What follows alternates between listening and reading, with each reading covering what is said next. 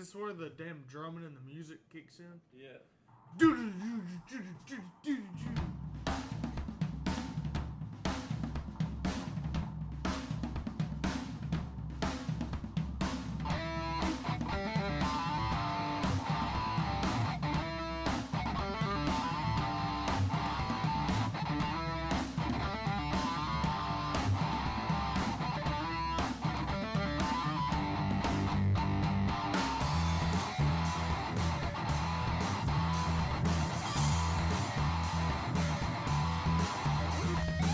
What is going on, everybody? Hello and welcome to On the Pipe Podcast. I'm your host, as always, Tyler Shepherdson, and today is Tuesday, April the 8th, 2025, years after zero. That is right, you are here.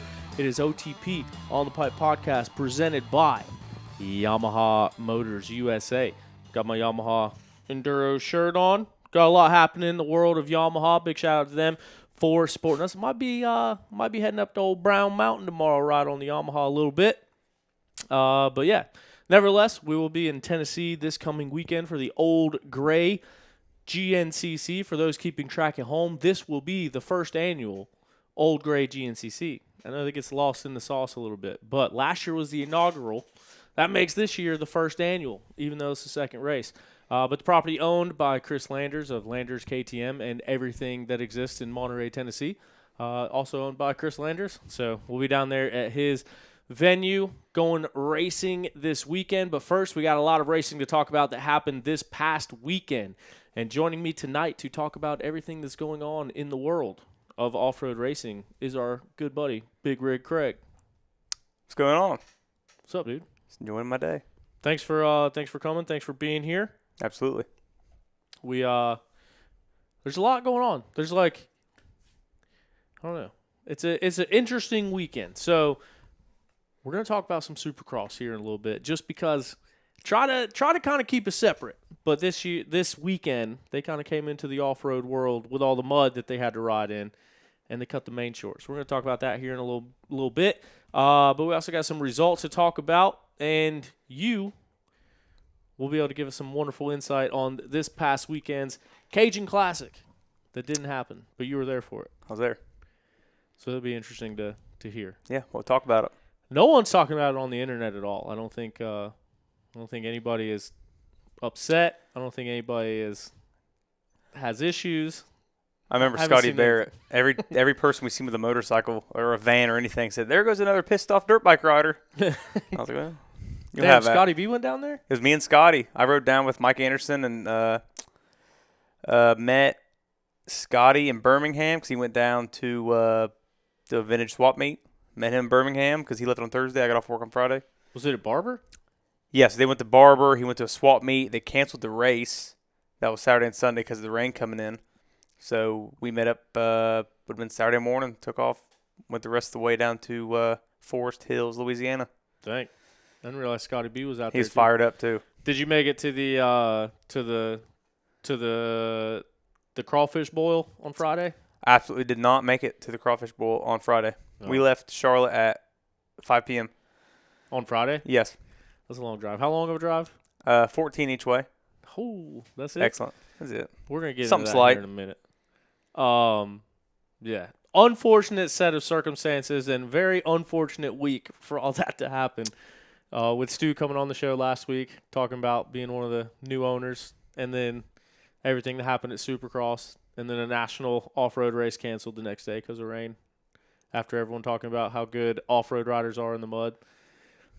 But it was Whatever. out. It was out of the. We're going to talk about it. You know what? We're going to hit on it. Might even have to hear from the horse's mouth. I don't know. We'll see how it goes.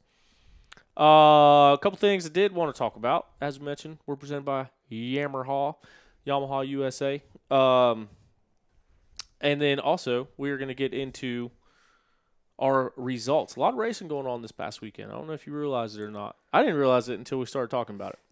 No, so I was obviously thinking about just going to Louisiana. Didn't even know of all the East Coast stuff going on. So yep. It's cool. I think all the northern rounds just kind of started. Weather's breaking up there. So I think March is always when everyone gets all fired up. And April, it's finally thawed out enough to you can ride. So. Oh, yeah.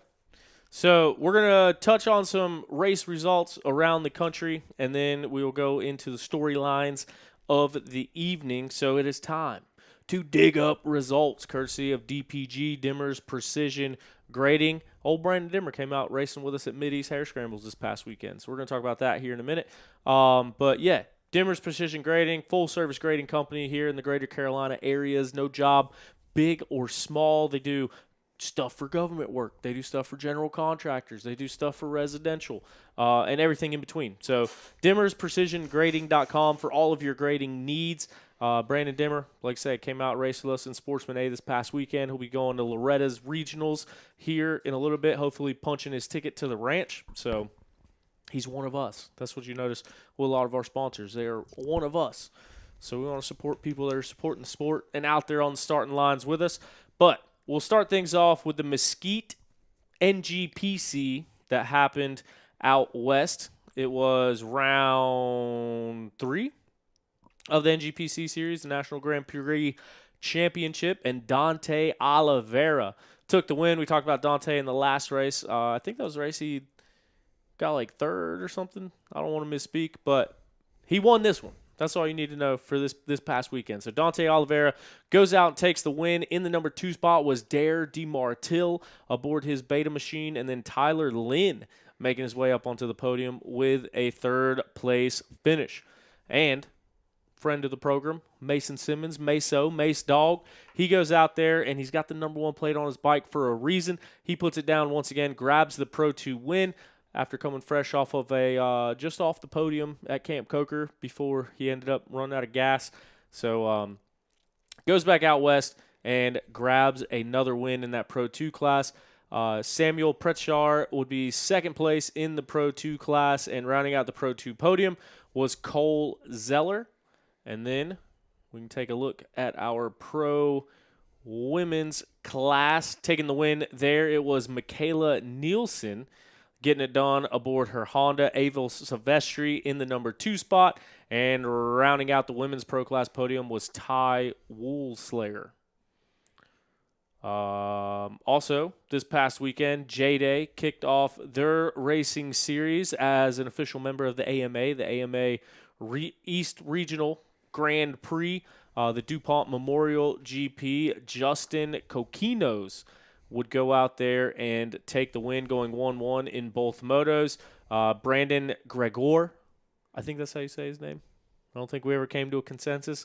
Met him at GNCC earlier this year. Nice fella. He's riding a Yamaha. And by the way, full Yamaha sweet blue crew out and about up in the Northeast, going 1, 2, 3 at the opening round of J-Day. And in the 3rd place spot, also on a Yamaha, Thorne Devlin. Getting it done. He came from Saturday. Saturday he was racing in, was it, am I stupid? Was it Mexico? Somewhere crazy. He was racing somewhere way far away on Saturday, flew, and then raced J-Day on Sunday. Thorne did? Yeah. I didn't realize that. Yeah. So I was watching the Snapchats. Dude's an animal. I miss old Thorne. Thorne was one of the OG full gas guys and racing GNCCs, and haven't seen him in a while. But yeah, Yamaha makes it 1, 2, 3 at the J-Days. Justin Coquinos, Brandon Gregor, and Thorne Devlin would be your top 3 up there. Take a look at our women's pro class and see what we got. Addison Harris taking the win. Ruby Fustini in the number 2 spot. And Kayla O'Neill taking the 3rd and final podium spot up there. Let's see. I feel like we're missing something.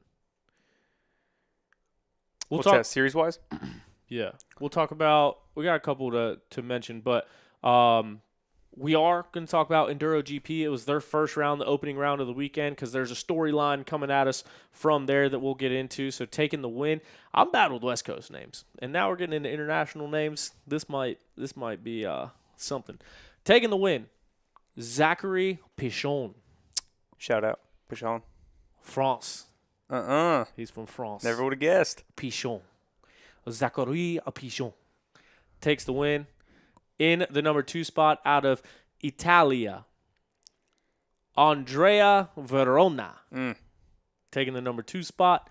And rounding out the podium out of España, Josep Garcia. Would it be Josep? Josep. I've always known him as Josep. I think that's right. Yeah. But if he's from Spain and it's Spanish, wouldn't it be Josep? I'm just telling you what the people tell me. Yeah. Josep. Anyway, did you see the videos of him like going down and never lifting off the throttle? Like just down through the banners, holds it wide open, throwing dirt all over everybody, and just jumps back on, takes back off. Yeah, guy's a madman. I mean, even when he's wrecking, he's the fastest wrecker and remounter I've ever seen in my life. I would say that Josh Toth takes the cake for me on that. Oh, in like 2016. Whatever National Enduro was, where he hit the deck at like 60 miles an hour and just like gets up, rolls to his feet, jumps back on his bike, and keeps going. Yeah. But Josep. So this is one thing, and like I've always wondered this, and we're going to talk about the Supercross thing. Whenever Supercross and motocross riders fall, and I don't want to get attacked for this, but like they take their time getting back up, and I always wonder like why they're like not in a hurry. But then off-road riders, he never even let off the. We already started too much moto versus off-road. I'm not going to get into it, but it's just something I noticed. Yeah. First thing they're going to say is, Craig, you don't even hit triples. You can't hit a step up, and your wheels don't lift the ground. So I'm just going to keep my mouth shut. Dude, boys are better than me. That creek jump video from the Mideast. Yeah, with all the crashes. I'd hit that, but I might wreck too. It's just full of woods riders think they're the best. They can't even hit a little jump. Like it's nothing but moto bros commenting on it. But like what they don't understand is we had probably 700 bike racers. Morning race did 4 laps. Afternoon did 6 laps. That video is every crash that happened. Dude, we need to get Cody Groves on here because I feel like he'd be the perfect medium for being able to talk shit on each side. He'd be perfect. He would be a good one. Maybe we could get a good Cody Groves pep talk before the show too. I might be able to get a quick text message at least. And then bringing us to our storyline of the weekend in the Enduro GPs in the women's division, taking the win out of Italia, Francesca Nocera. That was not an Italian accent, but you tried. Sounded good. Shout out Francesca. Shout out. In the number 2 spot, a name I was going to say that I feel confident in saying, but like I'm not fully confident whether it's Goodish or Guttish. Rachel Guttish, who recently announced last year she went over and did a couple Enduro GPs and did pretty good. And this year she announced that she'll be doing them full time. I do believe that she'll be doing the series. So representing the stars and bars overseas, Rachel Goodish goes out, gets second place in the opening Enduro GP round. She is now a member of the Riehu factory team. So Rachel Goodish, you get the latest rider to leave Sherco for unknown reasons. But she goes to the Riehu factory team and gets it done with a number 2 spot. And then out of Great Britain, Neve Holmes grabs the final podium spot in the Enduro GP overseas. And then, yeah. So what do you think? Rachel Goodish, racing overseas now, representing USA. I love it. Jealous.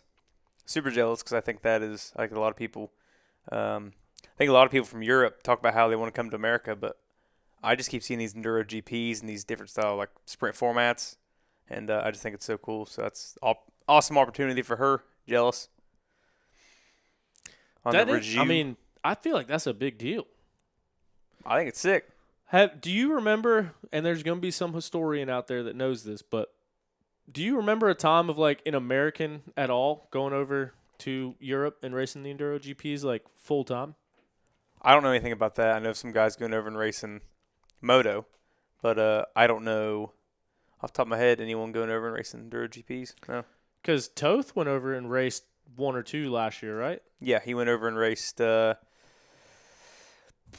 same one Gus went to. I'm not sure which round it was, but Gus and Josh were the same one. Oh, yeah. And he was riding a Husky with, was it Edmonston's? Yeah, Fast Eddie Husqvarna. He raced one of those. And I think it's like he's talked about in the past a lot, wanting to go over there and race because there's cool styles. I mean, what's the Usme Solar? What's the guy's name? Hame. I'm sorry, Hame. Hame. You listen. Solomer. I apologize. I gotta look at the last name. His videos, same thing you do for like the GNCCs with your OTP videos. Like it makes it look like you really want to ride it. But I know from experience that your videos, they're great and they make it look great. But like that mud race would have sucked to ride. But it's just like the art of filming it and stuff that just makes the whole What motor race? Talladega. Oh, yeah. Like, I thought it looked sick because I like mud. Yeah. But I know I'd be out there and be like, man, this fucking sucks, dude. Yeah. But I'm just saying the Enduro GP style, like a lot of people watch his videos, and that's the only way we see anything other than like iPhone clips. Yeah. And it's just, I think it's so cool. He does, dude. He gets a ton of views. He's got a ton of followers. Like, I look at his stuff. They get a ton of likes. And it is like the kind of raw format. But, like, I've watched his videos, too, and it's like he posts everybody. Like, that's the thing that I get mixed up on at GNCCs is, like, from my standpoint, I'm doing it from, like, a journalism perspective. Yeah. Or, like, more of a broadcasting. Like, I want to show the leaders and the battles and how it happened, like how the top pro guys got there. And I've always thought about like shooting the lappers or like shooting the people. So that way you also have a side-by-side comparison of like, here's the difference. Here's a pro hitting this section and here's a C-class or B-class rider hitting this section. Big difference. You ever met him?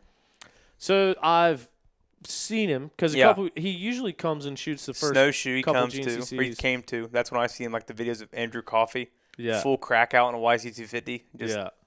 bombing a freaking service road. Yeah. Then I see him on a mountain bike riding, and I yelled and said, "Hey, I seen your videos." He's like, "Hey." Like, I don't know if he knows great English, but he just gave me a quick thumbs up. That's what I don't know. Happy fella.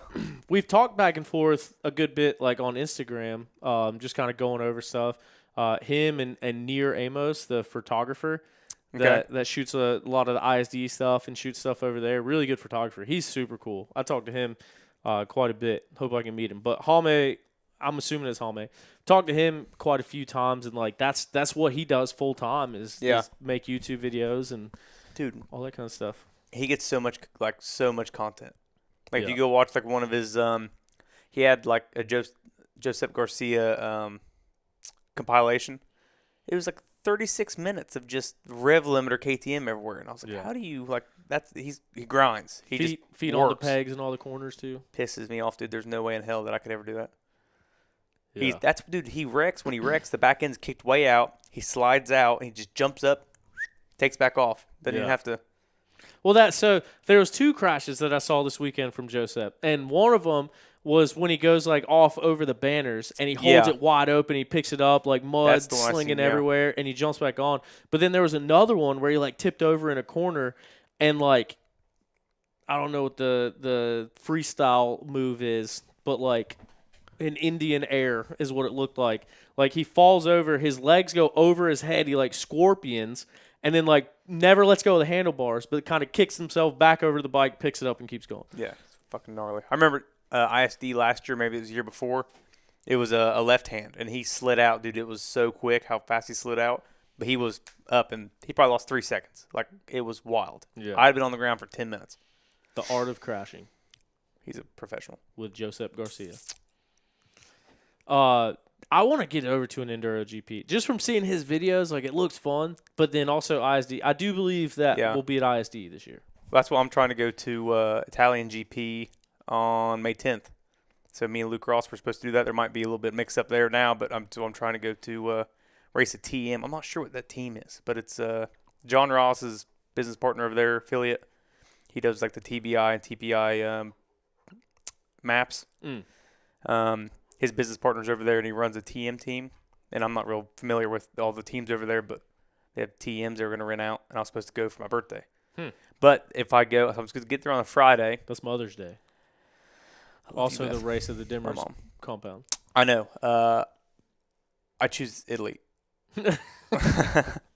But that was the plan, was to get over there on Friday, and I kind of hang out over the weekend, get situated, ride a couple of days during the week, and then race that next weekend. So I get there on like the 2nd. But we had talked about getting there like the very end of April and riding the bike and then going racing the Enduro GP in Spain and then going racing the Italian race. But that is the plan. I'm trying to go over to the one on May 10th. So I believe ISD this year is at the end of August, if I'm not mistaken. I'm not sure. So my plan is at least go over there. So we were actually supposed to take a trip to Italy a couple years ago and ended up getting canceled over passport reasons, like to the Dolomites and ended up not working. But, like, since then, it's like, man, I've been wanting to go back. Dude. And then everyone says that the ISD in Italy is, like, one to go to. Yeah. Yeah, I'm not fast enough to make it, but by God, I'm Not stupid with enough that to spin. attitude. Well, yeah, I need to figure that out. But I just have this dream of going to different places and racing. Like we went to Chile in November. Yeah. Sick. And we went to something Vista Aires or wherever it was, like 2016 or 17. I'm probably butchering that date, but we rode at the spot where the 6 days was. Mm. And that's where me and Sebastian went and just rode. But we raced in Los Angeles, Chile, I guess. Los Angeles, Chile? Los Angeles, Chile. That's what There's a Los Angeles, Chile? it literally has the big Los Angeles letters whenever I pulled in. So, yeah, Oh. I guess. Interesting. But I just think it's same thing with Americans wanting to go race Enduro GP. Like how everyone's like probably super curious how it is. That's how I am. But I'm just not fast enough to get paid to do it. But I'm dumb enough to pay for it. There we go. Hell yeah. It all counts. That would be cool. But yeah, like you see a lot of the TMs over there. Last year you saw a lot of the Fantics Yeah. over there. Like everyone posting like a good bit of them. So it'd be cool Yeah. to like see the different bikes and like I want to see the international scene. Yeah. Henry Szymanski and he got one. John Ross, I don't know if he's like a dealer all of a sudden, but Luke Ross just bought one. 304 strokes, the same bikes they raced over there last year. They went to Italy last year and raced it. The Fantics? No, TMs. Oh, They both got TM 304 strokes. Do They said they're good. Do you still got to put the fuel in the number plate? That's a great question. For That's someone how- who has that's how one, they I used have to no be. clue. The fuel cap was like right in the top of the number plate, and that's how you would put it in. Digital Off-Road he said he's pronounced like James. I'm assuming that's James Soler. It looks like Hallmay to me, but I don't know. I'm just going to call you buddy. Yeah. I'm going to call you friend. Carries a big old rig when he's over here filming.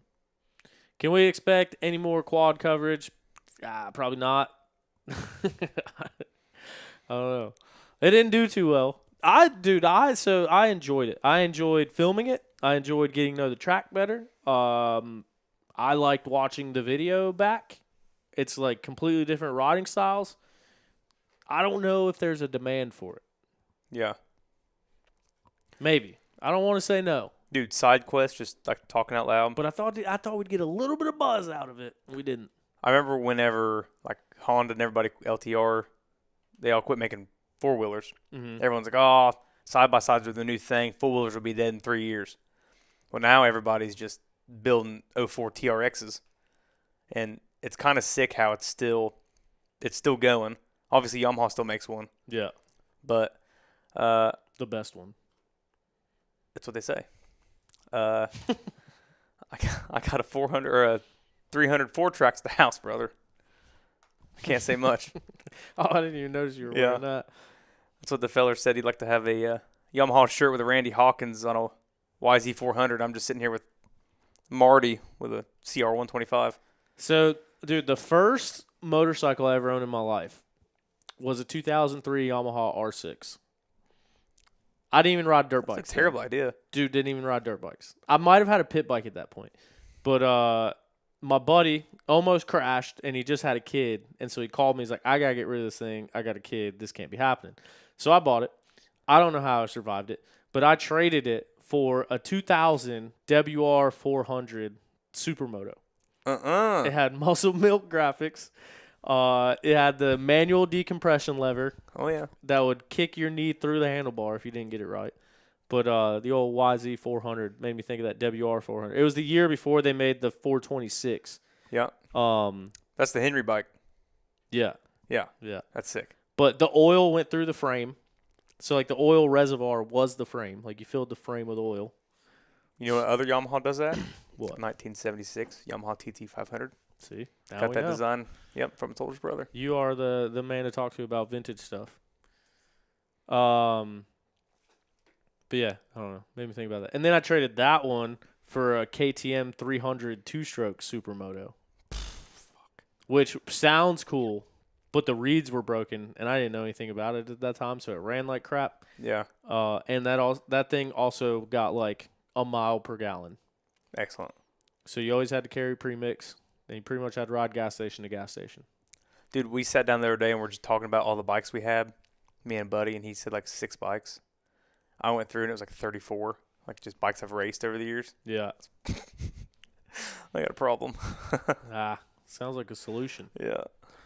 Last results we want to get here is the Mid-East Hare Scramble, the Hillbilly Smash that happened over the weekend. That is the Johnson brothers' domain when you come to a Mid-East Hare Scramble. If you can come to a Mid-East and run with the Johnsons or beat the Johnsons, you're doing something. Yeah. And this past weekend, Brody Johnson got redemption from the last round when he blew a radiator hose off. He goes out there, gets the win this past weekend. Ryder Lafferty came out. He's still got his frosted tips and highlights going on in his hair. He came out, got second place. Jonathan Johnson ended up in the number 3 spot. So it was a Ryder Lafferty sandwich with some Johnson bread on the outsides.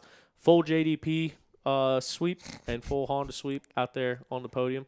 So shout out those guys. Leighton Smale ended up in the number 4 spot, and Levi Elliott rounded out the top 5. I had never heard of Leighton Smale, but he was out there hauling the smell on them boys. He was actually like, you thought about that for about 4 days. No. So I had never heard of him, and I'm doing rider introductions. Like, obviously the announcer out there doing rider introductions, and like as soon as I see it, like I introduce him. I was like, where's he from? Out of Covington, Washington, Leighton Smale. And he goes down. I was like, he's going to be hauling the smell out there today. And then I talked to him afterwards, and he's like, dude, I'm already trying to figure out how to get that on like a helmet graphic. I was like, you've never heard that before? And he's like, no. I was like, your name has been Smale, and you race dirt bikes your whole life, and no one's ever said hauling the Smale. He's like, no, I've never heard it, never thought about it. Do you remember the Strawberry Hill one-off hair scramble you did? Trevor Barrett was racing pro class, and Trevor was standing there by his bike, and his dad was packing the gate, or someone was packing the gate. He said, hey, get that Super Mini rider off the line. Oh, that's just Trevor Barrett. Yeah. He said, mad as hell. Oh, man. That's cool. That's the fun thing about on the mic is, like, sometimes I get in these habits to where if I can't hear myself through the speakers, then I just assume that nobody else can hear me. And so I say, brother, I understand. Do you not hear the helmet cam video of me on the Stark? Yeah, I watched part of it.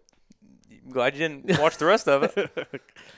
But no, it's like that's one of the things. Like at the races, there's no telling what I'll say because I usually try to make something up about everyone's name. Like there's this kid named Ethan Bird, and he raced the youth race, and now he moved up to the afternoon race. But he always gets the whole shots. Like it seems like no matter what, he gets whole shots. So every time, a YZ252 stroke? He would get every whole shot if he was. I think he's on a KTM now. They can't all be winners. You know what I mean? I reckon. But every time he gets a whole shot, I start singing the "I'm like a bird, I want to fly away." But no, there's a bunch of names. I try to play off of them. But speaking of which, Ric Flair's son raced a quad this past weekend. But their name, I guess it's pronounced Flair, but it's spelled super weird, like his real name. It looks like Fleer. Or Fluer or I forget how it's. I should look it up. Did he go woo on a bitch or no? I did. After someone told me about it, I was wooing at everybody. I apologize for that. Yeah, he came out here. Yeah, it's Fliehr. So I said Fleer, and then someone came up to me like, that's Ric Flair's son, right? I was like, what? That's sick, huh? So that was pretty cool. We've had World Series champions come out and race with us. We've had wrestlers, all sorts of stuff. Speaking of super minis on the starting line, I forget the name of that race. What? The GP at Strawberry Hill. Did you see GP through the trees is Wes Keller's event. Is it Strawberry Hill? Yeah, it was. Did you see the post? Dude, of the old lady? Yes, dude. Please let me do this. I screenshot it. Pull it up on here. I want to put it on the screen. I don't know where I'm gonna find that on here. I seen it on Facebook, I think. Here, I made a thing and I was meant to post it and I never did. Dude, I was cracking up. Oh, right. I just sent it to the wrong MacBook. Hold on a second. Oh, did you accept it? Oh, no. It should pop up on there.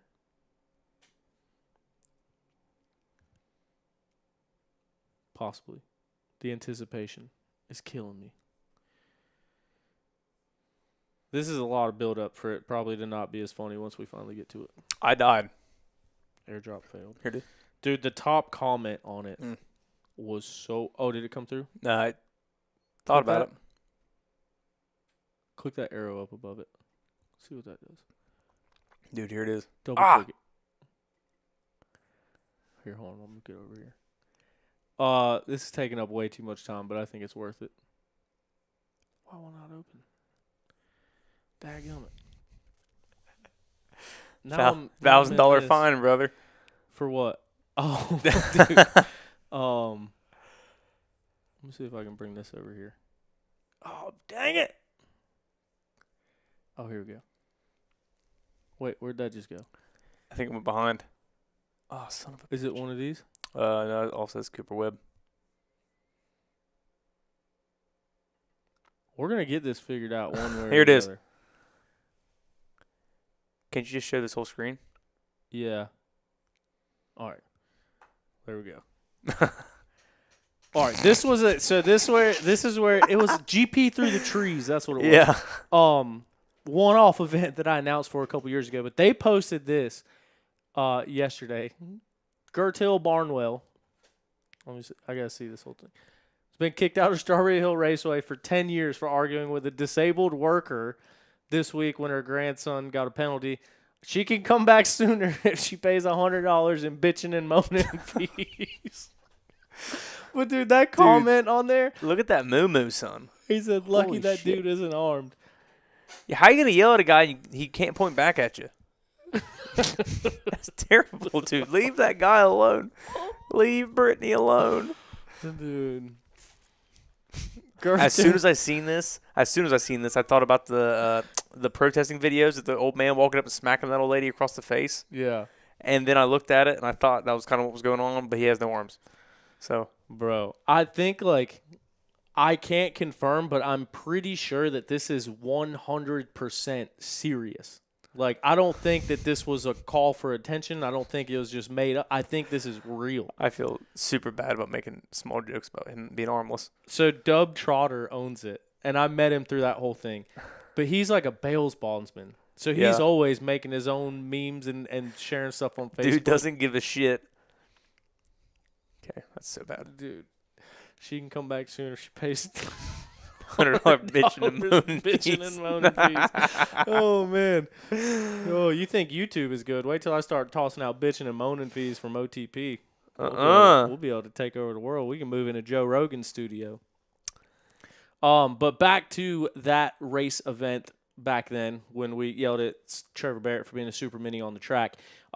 This past weekend in the morning race, we had a super mini on the track for the afternoon race, and it's something worth talking about. And so Danielle McDonald is also really good at dirt bikes. She came out and raced the last Mid-East. I think it was her first race after getting her knee surgery. But now she's only raced 4 races, I think, since her knee surgery. So she got on the podium at Camp Coker in WXC, came out and raced, physically won the overall in the morning. But the 4-stroke C Lights winner, dude, I talk to him all the time. Why did his name just escape me? Anyway, they were battling back and forth, going back and forth in the overall, and ended up getting Danielle by a couple of seconds. So she ended up second overall, but she was physically first.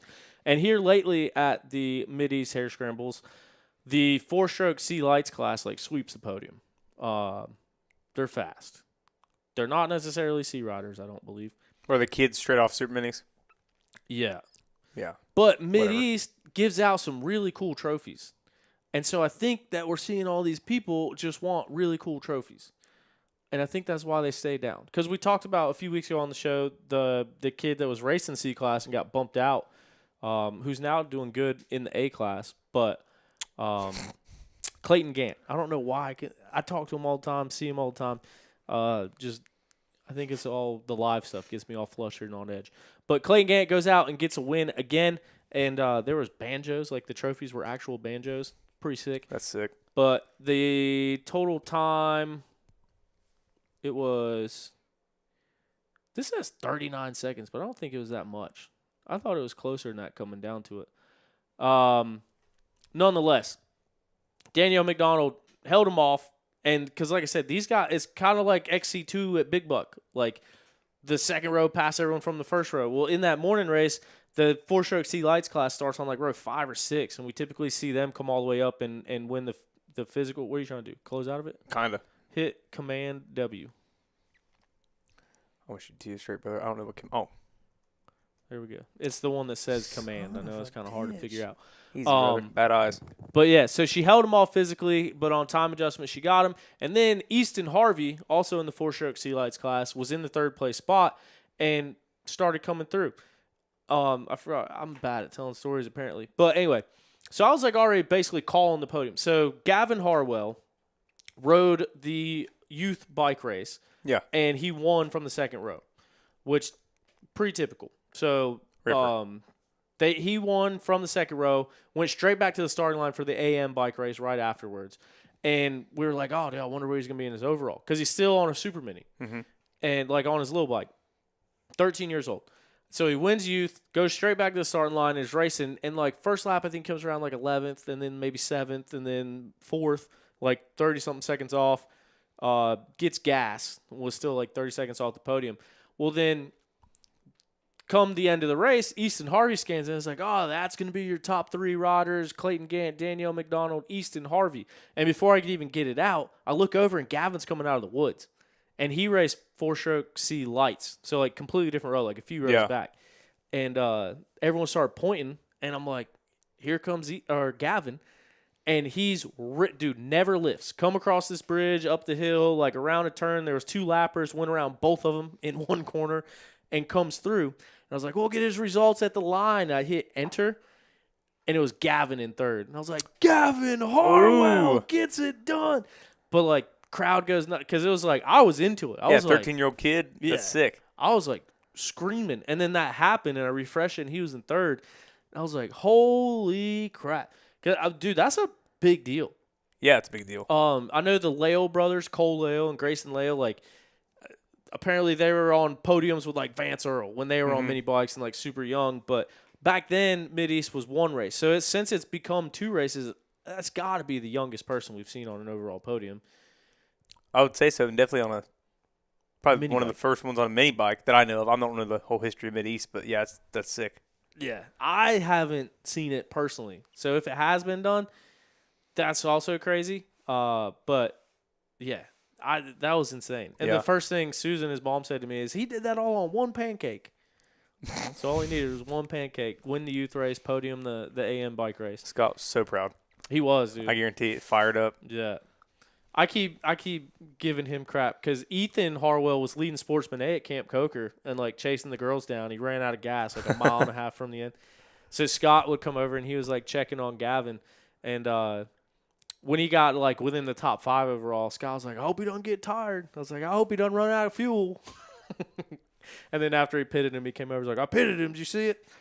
But no, super cool family. And yeah, that was cool to see. But then Danielle McDonald wins from the front row, and like I said, physically took the win, and on time adjustment ended up second. Well, then she went straight back to the starting line to race the afternoon race in the AA class. And she was in second and like 8th, 9th overall, like running super good for 2 laps. And then there was this one corner that like had a big ravine drop off. I don't know if you saw the photo. I think Brandon Wyatt posted it. Yeah, I seen him post one. I didn't know that was of her. Yeah, that was her underneath her bike in a ravine. Excellent. I talked to her afterwards. She's like, yeah, I fell down into a ravine. My bike landed on top of me. It was under there for a while. Couldn't get it off. Because she was checking in good, and then all of a sudden, like, top 20 came in for that next lap. Nowhere to be found. Nobody knew where she was at. Yeah, and I was like, fuck, dude. What's going on? Yeah, it sucks. Because that was my thing. It's like, man, like, she's doing really good right now. Like, WXC podium, doing good at Mid-East. I was like, if she went out there and raced again, like if something happened, like that would stink. But yeah, she's all good. But that dude, that's a lot to come out and race back-to-back 2-hour races. Yeah, and the AA class is fast towards the front of both. Yeah, that's pretty gnarly. impressive. Trying to think of any other storylines coming out of the weekend. We'll take this moment real quick to let you guys know. As always, this show is also brought to you in part by Zach Tussle at Raymond James Financial. Zach is a good buddy of the program, and you hear us talk about him quite a bit. That is because when it comes to financial planning and retirement, Zach Tussle is always my first recommendation. And let me tell you something. I don't know if you've been watching the news, but the stock market is down. Good time to buy. You know what I mean? And it's still higher than it has been any time in the last 5 years. So the world is not ending. Everything's going to balance itself back out. But if you want to know about from an expert and not just some fella in a Yamaha shirt on a podcast, hit up Zach Tussle, TussleInvestments.com, or find him on the socials. Zach Tussle, that's Tussle with an L, one L, Tussel.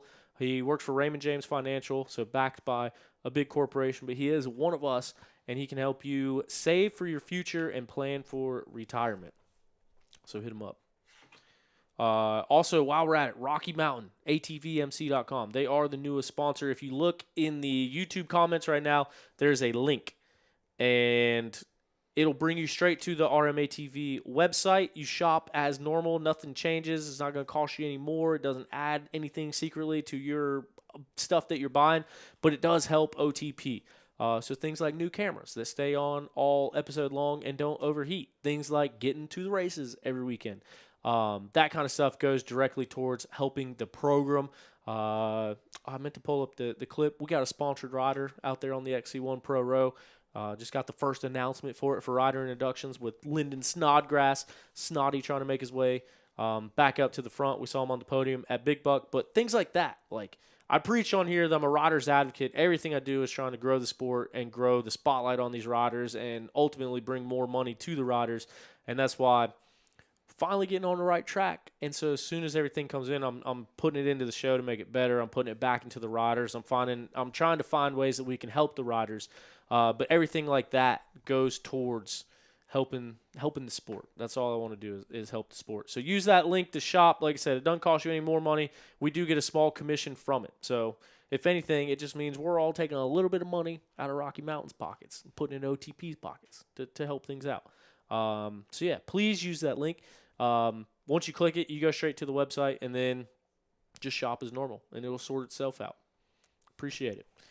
Craig, you're looking at some results on your phone. We did have a couple of the riders. I think Liam Draper, Craig DeLong, racing throughout the country. Some other guys. What do you got?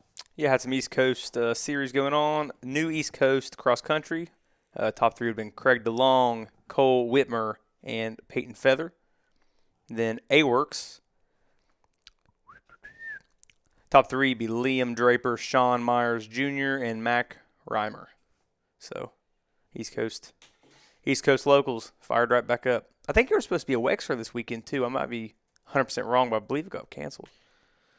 There's a lot of series with Dude. a lot of acronyms. I can't keep them straight. Fast Tracks, Nelsonville, Ohio. Yeah. JoJo Cunningham's stomping ground, backyard. Did they start up? Dude, absolutely not. All the equipment's sitting up on top of a jump, so it's not flooded. Like a lake. Oh. Legit. Dang. Like, I don't know if... Bass fishing tournament, then? No, the only thing you're going to catch out there, brother, is a little bit of meth. Nelsonville, Ohio. Shout out, local. Who needs hooks when you got needles? Yeah. Yeah, get your lighter and your spoons and cook up a little something. But underwater. So that'll be a couple weeks before they're doing anything. I want to go check one of those out. Dude, we can go. I'll be going here directly. Let me know. Be jobless. Let me know when you got one. June. I'm in. Craig's employer, if you're listening. You didn't hear that? You didn't hear that? Now, I guess, one of the elephants in the room. This past weekend was scheduled to be round number 2. A big gap from round number 1 at Sumter to round number 2 this year. Round number 2 was the Cajun Classic, back with my very short stint as a owner of the National Enduro Series. First race I ever went to was the Cajun Classic. Flew out there, helped set it up, ride all the trails, got knocked out. Not fully out. Excellent. Made me wobbly, but cool place, fun place. The Cajun Classic happening in Louisiana. You alluded to it last week on the show about the rain coming up, and I think we even mentioned it to Stu. Tried to wait it out. Looked like, from my understanding, there's a tornado on the property Saturday night. And I heard that. saw all the stuff about it. And then Sunday morning, about 9 o'clock, which is usually when it starts, I was at Mid-East, so I went to check the results, didn't see anything. So then I went to the Instagram page, and I saw that it was delayed by 2 hours and starting at 11, which would have been 12 our time. And then I go back on to check out around then, and that's when I saw that it had been canceled. And it sounds like it was called off by the Forestry Service as the race was taking place in, the National Forest. Yeah. You drove the 14 hours to be there, boots on the ground. What is your take on the weekend, and how was it down in Louisiana? So first thing I'll say is it was a lot of rain. Saturday, whenever I pulled in, I seen Eric Geese and Tommy Gardner. They went and there's like a warm-up loop there, and their bikes were not clean after going and riding for 2 minutes. And I didn't even know they had prior rain. But a lot of water holes, and I understand the forestry is just kind of looking out for, the forest, obviously, just trying to make sure that the land stays in good shape. Or it's a OHV area too, so I mean they have a lot of riding out there. So if the kids still raced on Saturday, right? Yeah. So I don't think the Saturday race was bad, but it was pretty. The area where we just signed up and everything wasn't too bad. Like there was water holes and everything, so we didn't really get to see much of the trail. But we walked over to the side and tried to look out through there, and there was water holes everywhere. So if there was any kind of ruts, they were going to be 100% full of water. I was obviously not real happy. None of us was when we first got down there. And they're like, oh, yeah, key time's 11. And we got to about 10:30 and they called it. But for me, it is better to spend a couple $100 on fuel and a couple hours with some buddies hanging out than blowing up a gas 350 and coming home real pissed off. What was the scene like down there? Like, were people pissed off? Did people understand? What were they thinking? Yeah, so Saturday when we first pulled in, everyone was just kind of like rumoring, like, oh, man, it's going to be a bunch of rain tonight. Get ready for a mutter. And nobody would have thought that they were going to cancel, obviously. So I got the text from Josh at like 7:30. Hey, check Instagram. You don't need to. We're not starting at 9. Started at 11. Me and Scotty B pulled in about 9:10. Started walking around. They said, hey, we're going to have a meeting at 9:30 to let us know what tests we were doing. So the rumor was we were going to cut out 2 and 6. So we were going to run test 1. Which I think happened that year. 3, 4, and 5. Yeah, so I don't know what I guess 2 and 6 must have had a little bit of elevation maybe or something that they just didn't want to. They were going to be impassable was what I was told. And the guys went out there early Saturday morning and was, I guess early Sunday morning whenever we had the delay, just rebannering, just making sure we had a track that we could ride. And then the forestry was over there. I kept looking up. He was talking to the promoters, talking to them. They were like talking back and forth, just trying to negotiate. And the guy just kept looking up and was like, no way, like not doing it. The Forestry Service guy? The forestry guy, yeah. And we were all kind of looking around the backside of the NEPG rig, just kind of seeing him talk. And I walked back to my back to the van. Is that the right name? Yeah. Okay. I walked back to the van real quick, and I see Dale Brown and Colton Brown like jogging behind me. I said, "What's up?" They said they just canceled it. And they said we're headed home right now. They got in their Honda Ridgeline and took off. So they were the first ones to hear it, first ones to leave. Dang. And yeah, there's nothing super dramatic, but I mean, it's just kind of what happens when you race. I mean, if we canceled it, they'd had beautiful weather, and we went down there, we got rained out. It's kind of how it happens. So it's better than everybody sinking their bikes and ruining the good venue for later. So no hard feelings on my end, that's for sure. And that's the thing too, is like I saw a lot of people getting all up in sorts about it and mad about it, but like at the end of the day, I mean that was a call made by the Forestry Service in a national forest. It's kind of tough to combat that. You know what I mean? Yeah. In a time where insurance is ruining so many races and like different promoters, I'm not going to sit here and complain with the Forestry Service, even though like the ones at Sumter, those guys are assholes. If they're listening to this. That being Kick said, rocks, you guys suck. That is the farthest away race for something like that to happen to. There were some guys from like Massachusetts there. They're like, yeah, we got fucking 30-hour drives. I'm like, but I mean, What are you gonna do? Home safe now. Bike's still prep sitting in the van. Whatever. Go race next weekend or the weekend after, and the bike's not destroyed. But I mean, that's the thing too. It's like you gotta pay. They gotta pay for the rigs to go down. They gotta pay for Oh, yeah. all the people to go. Like it's not like they wanted to make that call. It's just No. it's one of those things because like a typical series like a Mid East, like a Yeah. GNCC, like a privately owned series.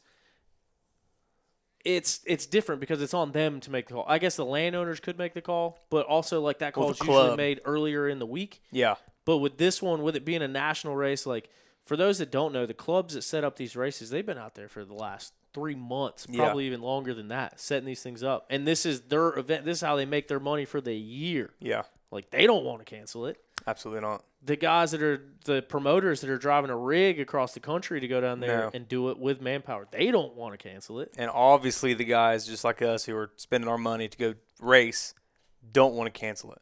Yeah. Do I think that on Tuesday or Wednesday maybe they should have just said, you know what, heck with it, call it? I mean, now it would have been nice, but I would have hated for it to be Saturday and I'd be sitting at the house whenever it's beautiful in Louisiana. Like that's just kind of how the luck goes, you know what I mean? Yeah. But all good on my end. I'll be in Georgia in a couple weeks, and everyone will be done crying about it. Speak of the devil, we can speculate and we can do all we want, but right now we got a man that might have some information on what is going on out there, and that is none other than Stu Baylor Jr. Stu, what's up? Oh, just headed out to eat. We just got here to Monterey for the GNCC for the weekend, and Oh, I guess that makes sense to stop there on the way back. yeah, we looked at possibly going home. It would tack on another 14 hours drive time, and to be honest, I had enough driving in useless directions. Amen. Yeah, can imagine. part of it. I guess it happens. It's not ideal, but yeah, just not an ideal situation. Yeah, and speaking of not ideal situations, I didn't realize that you were driving right now, and we video called you. Do you want me to audio call you? Are you all right, or what are you thinking? No, you're good. I'm sitting in the passenger seat. We got here. We parked up. We got the big rig, and I'm sipping on a Happy Dad, and we're headed to the Mexican restaurant here in Monterey. Sweet. Big Red Jade got the wheel then. Yeah. Yep. Big Taco Tuesday with the Baylors. No, we're with Timu, the video guy. Oh, there we go. In that case, He's, pop a light on if you got one. Then what's going on out there? Yeah, I don't know how. There we go. Are we there? We're working. It's like if you were to get a Supercross film guy, but bought him on Timu, we showed up with this guy. That's messed up. You know, with his haircut, sometimes I think that's Corey Steed over there. Oh no. He just got a trimming. He just got a trimming. It looks like he's about to start shaking some ass for some TikTok videos. Hell yeah. I'm gonna have to turn my hat backwards. It's blocking my face, and I'm so attractive. Oh no love for, or I was gonna say no love for the Pine Tree Pimps. Yeah, Pine Sap Pimps. The Pine Sap Pimps. That's I kind of what it like it. Like I've got a pile of these hats, and after the Monster D part, that was now I'm just a Pine Sap Pimp. So I kind of like it. Like the Woods guys don't really have like any really cool brands, but I could almost, that one's catchy enough that I could kind of roll with it. Yeah, I got one of those hats too at the last race. That was my introduction to it. Yeah. So you met Blue Young. He's a character. I was actually at his place. We drove up from the event there Sunday and stayed at his place. So, yeah, super good dude. Good old Louisiana boy. Look at that. I got all of us on here now. Yeah, so we kind of laughing and joking, and I know you're a guy that likes to have fun, but this past weekend probably wasn't the most fun, especially after we talked about everything going into it, and then Craig and I were just talking about the cancellation down in Louisiana. So I know you're short on time, so I just wanted to get into it and hear from your side as getting involved, what it was like on the backside of it. So, obviously, in my situation, still racing, I'm not one to call the shots or be in a position where I'm I'm even, I guess considered on the shots. But it was good to see for the future if things have to go this way, and I am involved. It was good to see it from the backside. And what a week to get on a podcast and let everybody know that I just invested into a series. So now people are calling me about it and blaming me. like, Well, yeah, you week made one. it rain, brother. Yeah, week one in office, and I fucked it all up. No. So Plus, it then you was a got the call. Supercross crowd going, I thought you said you could ride in the mud. Exactly, and that was even worse. Like, obviously, we made the decision to stir up the pot there, the night before canceling a woods race, and not obviously not a typical call. I have never been in the parking lot of a National Enduro, and I've been racing these for 15 years. I've never been in the parking lot of National Enduro when they called the event. It's, to my knowledge, never happened that late. I've had them postpone races. I've had them do a lot of things, but never actually cancel the event while we were there. And it was not their decision. It was not the decision of the club. And again, I know the facts that I was presented, and I heard two slightly different stories, but it both basically said the national forest shut it down. For people that know anything about national enduros, we race on multiple national or state properties throughout the year, and I heard two slightly different versions of this story, but essentially one was they gave the club an ultimatum of, hey, when we pull out of this park, if you guys continue to race and the higher ups catch wind, then you may lose the forest forever. The other story was they just flat said absolutely not happening.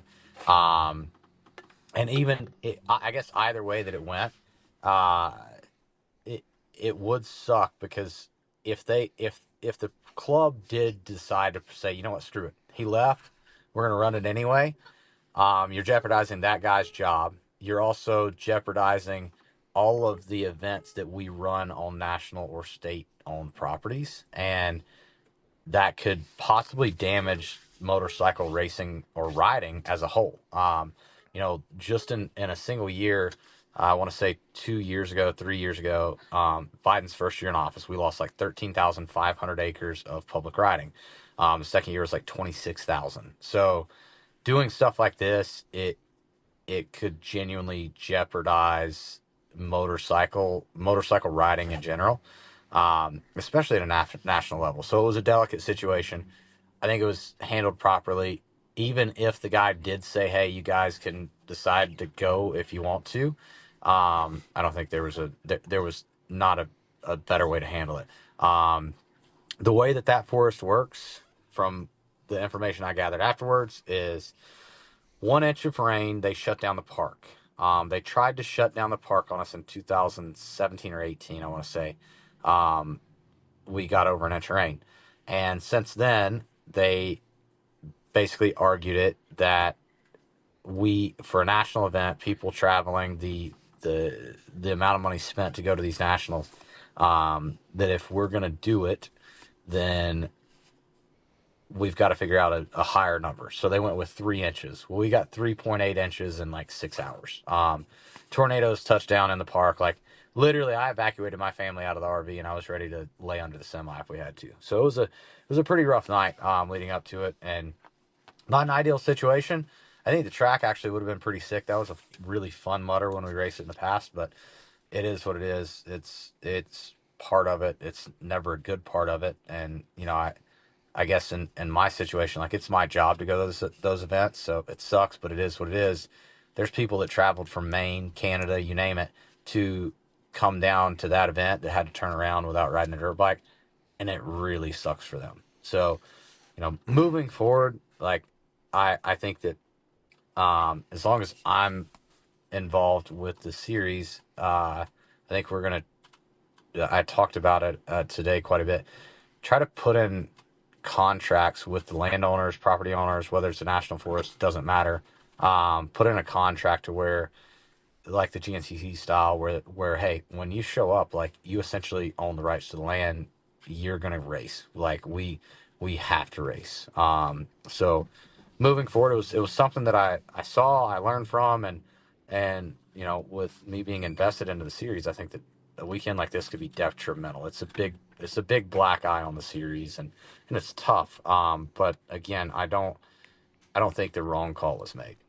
Yeah. And then to that point, too, like, obviously dirt bikes is the center of our worlds. Everyone in that parking lot, like, they're dirt bike riders, dirt bike racers.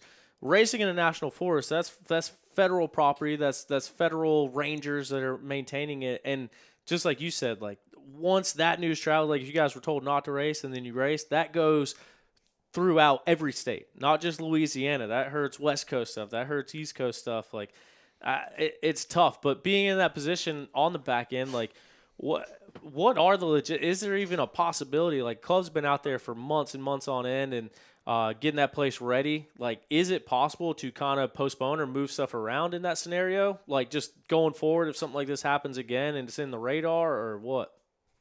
So we looked at a possible rain date, and the rain date fell on the weekend that I've already got too many commitments. The next rain date was a weekend of a sprint enduro, and I mean there just wasn't a way to salvage that event. And I mean, yeah, we could run it in the middle of summer, but Louisiana in the summer's no good. Louisiana in the winter is a dust bowl. So sadly, like, it wasn't able to happen. I think moving forward, I think that it's something to where, hey, we need to have a set out plan and potential rain dates in place like GNCC does. I think that's a great idea that they've used. And again, GNCC really doesn't hardly ever cancel, but if they absolutely were forced to, there are 2 dates I want to say every year that are posted that are hypothetical rain dates. We haven't had to use one since they actually put it in place. They put it in place after they canceled Penton like 8 years ago, and it was like, now that we've got a backup, we don't use it. But And it rained more on the rain date. it did. That year it actually was worse. The weekend that we skipped out was somehow the storm blew away. Hey, you guys can go in if you want. I'll finish up. I'll come in a minute. Sorry, they're the wife and kids are hungry. So, anyways, yeah, it was it was not an ideal situation. I think moving forward, like having rain dates, having that stuff in the schedule, I think would be ideal for the series, and I think it would help things out. Yeah, and on that note too, just like for me, guys who don't work in the industry, like I put in vacation days for this, and I was like, man, I hope that they don't reschedule for the 26th because I know for a fact I'll be working that weekend. So, but for something like Louisiana, it's one of the farthest ones away, obviously. It's a little bit easier if you're going to Ohio or somewhere more central to most of the people. But for Louisiana, I was glad that it's not postponed; it's just canceled, and no hard feelings. Obviously, it happens, but it is nice to know it's canceled. Now we can just move forward. Round 2 is going to be Georgia, so it works out good for. You hear that, Stu? Ignore all the negative stuff online. Craig said it's all good. All right, bud. He speaks on behalf of the people. It does suck. Like I mean, genuinely, it does suck, and that's where, like, again, I have to look at it like, man, if we would have decided to say screw it and try to do anything that day, how could it possibly negatively affect dirt bike riding as a whole? And it wasn't worth it. And again, I heard 2 different stories. One was, hey, you guys got to shut it down, but the one that I heard more than anything was the one where they said they were about to leave the forest, and if we decided to go, then good luck. But I know the toughest part is, a lot of people don't understand, is the National Enduros are a club run and organized event. So a lot of people volunteered their time and effort, tons of days, weeks, months, building these trails. And those guys were super bummed. Like, I had quite a few club members call, and I've got a good relationship with a lot of guys down in Louisiana, and yeah, just a lot of guys that were really bummed that event didn't take place. What's the name of that club that puts that one on? LACR, I want Okay. to say, is the So- name of that one. The last thing, and man, I'm never gonna be a guy to keep a man between him and his tacos. So we'll let you go. But all of these National Enduro events, for people that don't know, even though National Enduro hasn't ran the Cajun Classic in a couple years, that doesn't mean the Cajun Classic hasn't been going on. It's just whether or not it's a part of the National Series. So for these clubs, these local clubs, like that's a big source of their revenue to keep their riding properties and everything else maintained. Is the Cajun Classic going to be rescheduled on a local level, just not a part of the National Enduro Series? Yes, it will be rescheduled at a local level. I think that they're trying to make a date soon, just before all of the weeds, the grass, everything grows back up that they've got cut down for this week. And kind of the same thing. Like if we were to reschedule any later than, let's say, April 26th, which was actually the date that was discussed, that Craig just brought up, then they would literally have to go back in and recut all of that trail that they just finished up. So yeah, they're gonna try to make it go on as local. Obviously, those guys are bummed that it's not a national. And like you said, like these guys, the way that the clubs work is their race entry fees basically pay for the service work on the forest. Some of these people are actually leasing. There's a lot of clubs that actually lease the ground that we race on. If it's not through forestry. A lot of them will actually own the parking lot or buy the property where we actually park if it's near a forest, or buy it from the forest so that we can park there. A lot of that money is already spent. So walking out as a national, it definitely does affect their revenue.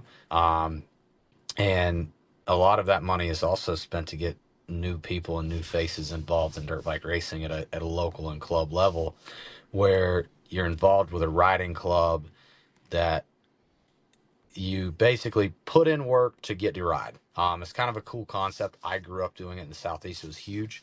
So you go out and you have work days, and at the end of every work day, you're able to hop on your dirt bike and ride with all the guys, and it's a really cool way to get involved with racing. And yeah, it's a bummer when things like this happen.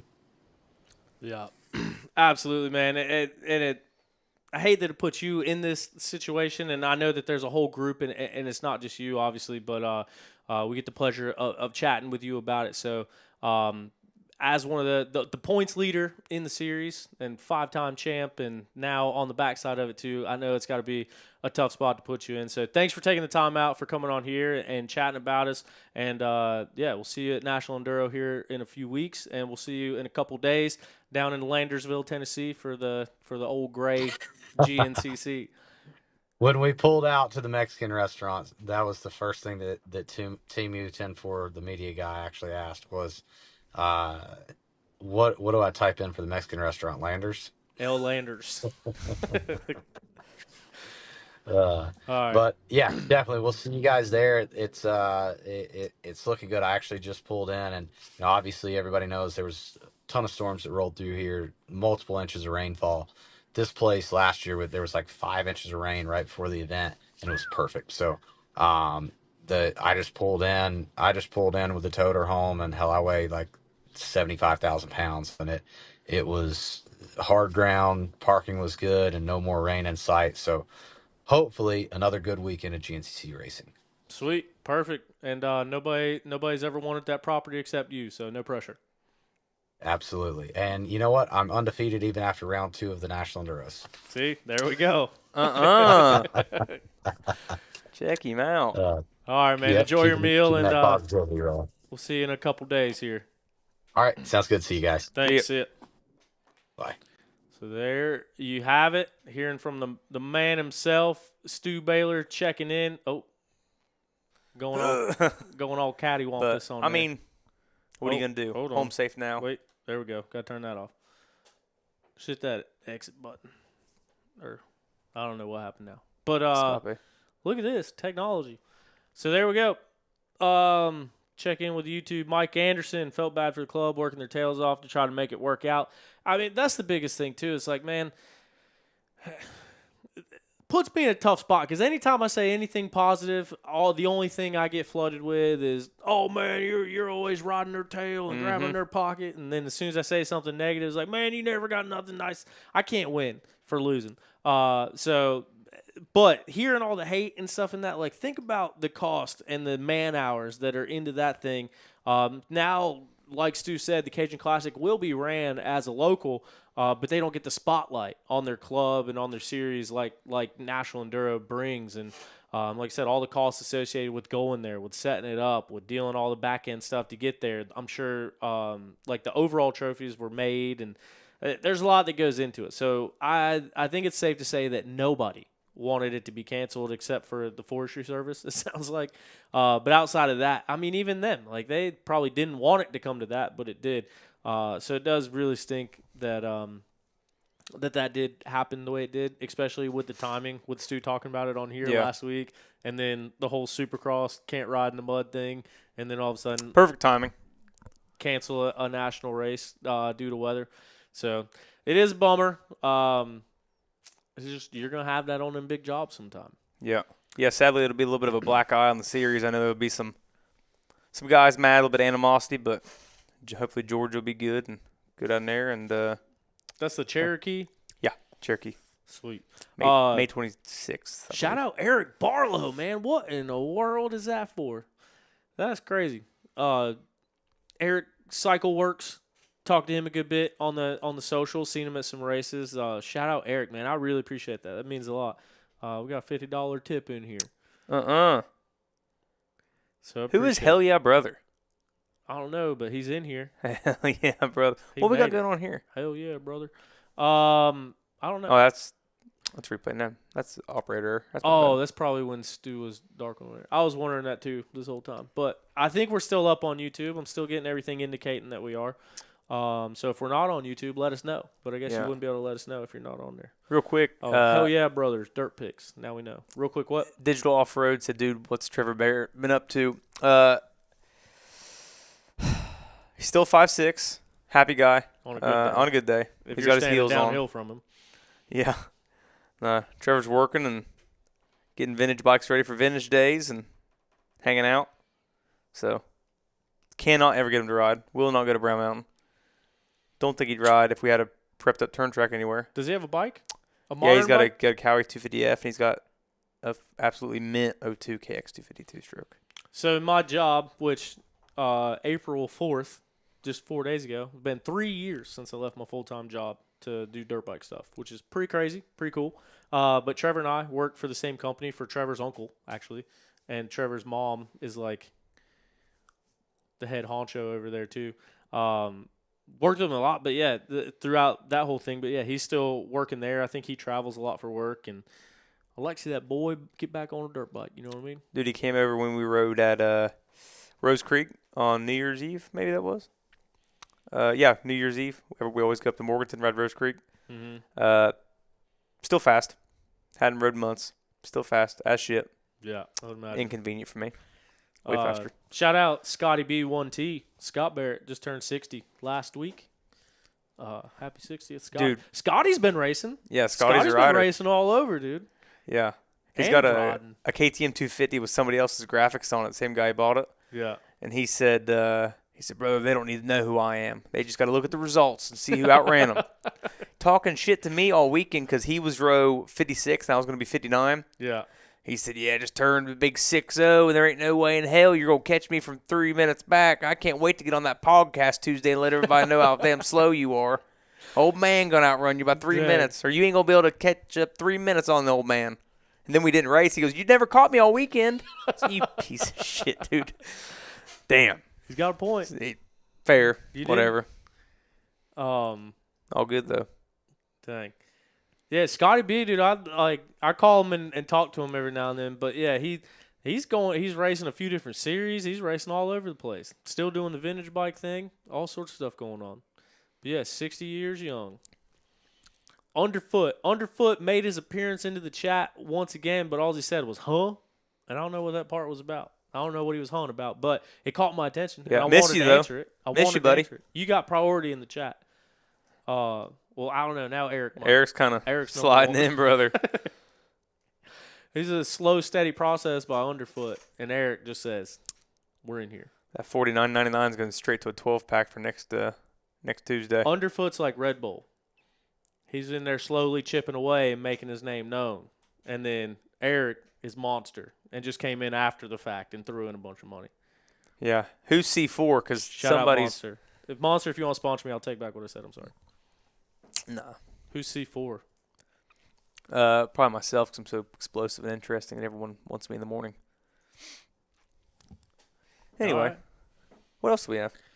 I think that clears up our notes that we had for the show, if I'm not mistaken. Yeah, you didn't talk a whole lot of shit about Supercross, but I guess we covered it. I don't know what else there's to say about it. That track did look like absolute shit. Shout did out not look Cullen great. Park. Yeah. It is so, dude. It like, all right. This is a hill that I will stand on, and it's like same thing. Like I don't know the Supercross guys. I don't want nobody to get mad at me. But I think if you take the top 10 in points at GNCC, I think they go top 10 at last week's Supercross. And like I got in this argument with a bunch of people, and someone's talking junk online, saying there's absolutely no way a Woods guy could go out and win that race. You're crazy to say a Woods guy could go out and win that race. And I said, buddy, I don't know if you noticed this, but a Woods guy went out and won the race. And Yeah. like AP had some podiums. I don't know if he ever won any XC2 Yeah, he won races. some XC. Yeah, he won a couple XC2 races. He won Steel Creek in 2012, Yeah. 13. But in no way like dominated. No, In but he only XC2. rode 2 races or 3 races that year, and he won. Well, you're 2 of as a them. kid. Did he? Yeah. Win? Did he won 2? I know he won Steel Creek. I'm pretty sure he won Steel Creek twice because he passed Jason. Okay, this might be wrong, but I'm pretty sure he passed Jason Thomas last corner. But yeah, he was. He won. Sounds right. Won a Super Mini championship in 12 to 13 for sure. I think. Yeah. And he's moto full time 14, 15. So what I'm getting at is like his big bike professional career at GNCC wasn't a lot of longevity to it. Did that thing just die? Yeah. Oh. I don't need it. We're all right. But and so now like you take the GNCC guys and like you look at the clips from Talladega, you look at the clips from Big Buck, you look at Georgia a couple years ago, and dude, I really think that like because you take the jumps out of the equation. Like, not a lot of guys on Woods bikes should go out and hit Supercross triples and blitz and whoops. But, like, Cooper Webb was jumping the finish line a little bit, but there was no one doing rhythm lanes. No. And it was just a survival fest. And I think a track like that, it'd be hard to convince me that, like, GNCC guys wouldn't go out there and dominate. Yeah, they do. I think they do great. And also, you see, like, Dayton Briggs, and then there was a Cowie guy that was his first ever main. Yeah. He made, and he got 9th. Like, 4th? Oh, I think who was the guy that got 4th? Is Uh, that the first one you mentioned? I think Dayton Briggs got like second in qualifying. He got top 3 in a heat. This might be his subject to being very incorrect, but this is just what I believe I've seen. And then he was leading the main, and then ended up 17th because he fell, got stuck under his bike or whatever. But the one I seen was in 450s. A boy on a Cowie. Last name started with an L. I wish I knew it. Yeah. Give him a little bit of credit. The guy that was fastest qualifier. Was he? Yeah. And he got Because I picked 9th. him for fantasy. That's sick. Yeah. But, I mean, it's super cool. I know I've seen a lot of people in the comments of a bunch of posts saying, all these guys, they won't do that in the dry. Well, the guys in the dry, maybe they should be faster in the mud because these guys are rippers. I mean, they're passing the fastest guys in the world on Supercross. And not throwing any shade No. at Supercross guys because absolutely respect what they do. Yeah. But from the perspective of like it's already a 20-minute main and they cut it down to 12 minutes for 450s because of the conditions. Yeah. And it's like, ugh. I'm not going to sit here and talk super bad about them because they train for mostly dry tracks, and that's not usually what they do. And all of them are fast enough to go to GNCCs with some training and be super good. Yeah. If all the guys who race Supercross, if Eli Tomac only practiced GNCCs, he would have won a bunch of GNCCs just because how amazing of a dirt bike rider he was. It's 2 different disciplines, obviously. Yeah. But I was kind of curious too. Like, that is a concrete arena floor, and then it's plywood, correct? And then it's all dirt on top of plywood. Is that right? Yeah. I was amazed on how deep it got. Like, I guess I didn't realize how much dirt was on it. The base. But there was huge ruts. Yeah. And I was like, dude, when are they going to hit plywood? Like, you can't go that deep. And then there's bikes sitting there like this. And there's not like running water, so it's just that sloppy, nasty, sticky, and slimy. I think the only times like I've noticed that was like, Reed in 2008, whenever he was winning Daytona until the last lap, his clutches went out and Wyndham won. That's Daytona, so that's different. That's the infield of Daytona. Like, it could be a lot deeper. But just watching this weekend, I guess I didn't realize how much Dirtworks puts in. Yeah. Like, I'm assuming it's got to be 3-4 feet minimum. Because there was just massive. So, hats off to the crew making it rideable. And, I still think it's sick that the moto guys went out there and did good. I can't say shit because Joey Crown stomped my ass at a full gas not too long ago. I can't say anything about a moto guy not being able to beat me in the woods. Because, dude, like fourth corner, as soon as we got on the moto track, I heard someone on the outside. I thought it was like Robbie Norwood. I just seen a Cowie and it was like similar numbers. No, Joey Crown, dude, all the way on the outside. I was like, who the hell is that? Yeah. I found out. There you go. It's That's one way Joey to find Crown. out. I found out quick. And that's the thing. It's like I'm not gonna lie and sit here and say, like, obviously off-road guys are fast. They ride a lot of motocross. It's basically like when Conor McGregor fought Floyd Mayweather. Yeah. It's like MMA and boxing are two completely different things. And I think in this scenario, Supercross is boxing and off-road is MMA because there's a lot more shit to deal with. So I'm not saying that like the Woods guys can go out there and compete in an indoor stadium on a week-to-week basis. Same thing like you said. Maybe if they trained at that and that's all they did for a while, then maybe. Probably not. Supercross. Motocross, I think there's a few that could get up in the mix. And that do. I mean, there's some guys that leave GNCCs on a damn Sunday and the next week they're riding Southwick, Josh. I mean, Dante's raced some. Yeah. So, I mean, we can do it. Well, like Caleb, his first 450 race at Unadilla was running second and third the whole race till he crashed and hurt his shoulder. He still finished sixth. Shout out Justin Barsha. In his first one. Will help. But, and then when he came back, he was on a 250. He broke his whole face before it. There was a lot of stuff that went into that. So I don't think that was a prime Caleb Russell that we saw race 250 motocross. But 450 motocross at Unadilla, he was almost in a podium spot till he wasn't. But so I'm not saying that. But what I'm saying is that in that exact situation, in that mud, in a 12-minute moto where no one's jumping the jumps, you can't tell me that Stu, Grant Davis, Nick DeFeo, Toth, any of them dudes, Johnny Bent, like in the mud, couldn't have gone out there and competed because that like evens the playing field. Oh, they'd have qualified. They'd have been in for sure. I'll tell you one thing I was thinking about too is it's funny that you see like the Dayton Briggs and the Cowie rider who got ninth, who you said was fastest qualifier.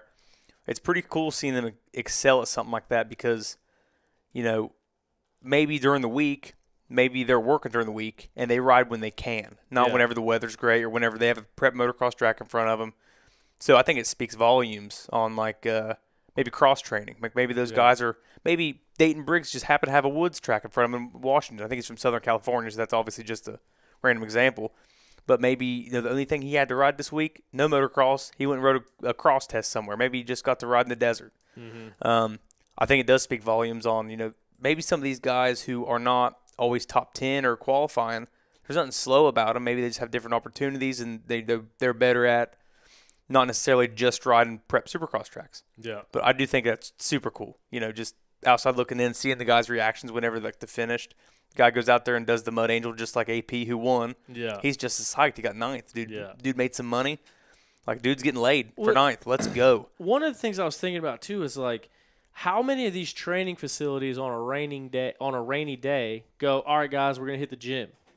We're going to do indoor workouts. Like, how many of these training facilities, like, in a downpour are going to be like, hey, man, we might be in Pittsburgh and it's going to do this. We might be in Philly. Yeah. It's going to do this. Let's go out and ride in the rain. Well, that's cool to say about because the KTM, the Austrian brands for GCC are training the club. So Club's got the sand tracks, which I don't know how it works with, they're riding Supercross suspension, obviously, right now.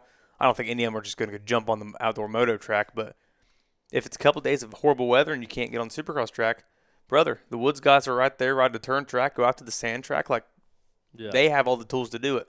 I'm sure everyone has the tools to do it because they're always training amateurs for Mini-O's or Loretta's prep or whatever. But I definitely think it's cool how you see the elements like this of different people jump up and step up to the podium. It's pretty cool. But like they probably are left to ride in inclement weather sometimes. But I don't. And this is completely shooting in the dark. Like this means absolutely nothing. It's just what I think that. A lot of those times where it is, like, say you're training on a Wednesday, you're supposed to ride on Wednesday at any of these training facilities, and it's just a downpour. Like, hey, guys, we're not going to go tear the track, which that's a different thing because they got to fix their track. They don't haul the dirt out and go to the next place. They got to fix their track if it gets tore up. But I just imagine in a lot of those scenarios, they probably pack it in for the day and, like, hey, we'll ride tomorrow. Today we're going to go hit the gym.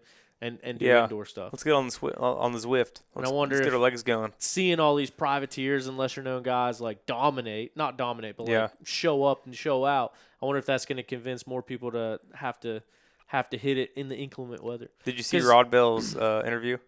Yeah, I think so. He's up here. He's like, I shouldn't be up here. I was just working Tuesday and Wednesday. Oh, like, woo! Fired up. Going back to work Monday. He's Virginia or North Carolina boy, I think, too. He's local. Yeah. HVAC guy. Yeah. That's sick. Mike Anderson, you hiring? Yeah. Anderson, get Rod Bell. It'd be more lenient with the race schedule. But then even guys like Colin Park.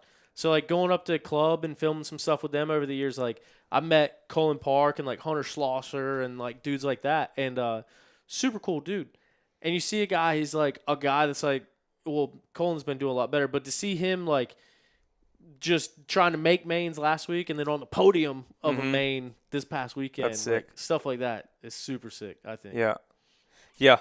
I think it's cool. I mean, just to say it again, I don't think can't really talk crap about the moto guys in the mud, but because they'll all outrun me. I wouldn't have qualified, so I can't say a damn thing. Yeah. But I do think it's cool, and I think this is like the time you see like a definite line in the different kind of disciplines. So it's cool. I think it's good for the sport. I know everybody's probably doing every single bike out there got a new motor this week, so that kind of sucks. But and I wonder how many of those guys contracts too. Like they probably have bonuses for making the mains, and then they probably got top 10 bonuses or top 5 bonuses. Like I wonder who made out with the best bonus from the weekend from like the privateer guys, like more of the fighting for the main event spots guys. Yeah. Because you know that some of them had to have had a contract. Like, dude, this dude's never going to make top 5. Put something crazy on a top 5. Yeah. And he goes out there and does it. That'd be sweet to like get somebody on. I don't know anybody who, qualifies for anything like that. Like I don't know any moto guys. Yeah. So, but it would be cool like that Dayton Briggs. He's kind of on a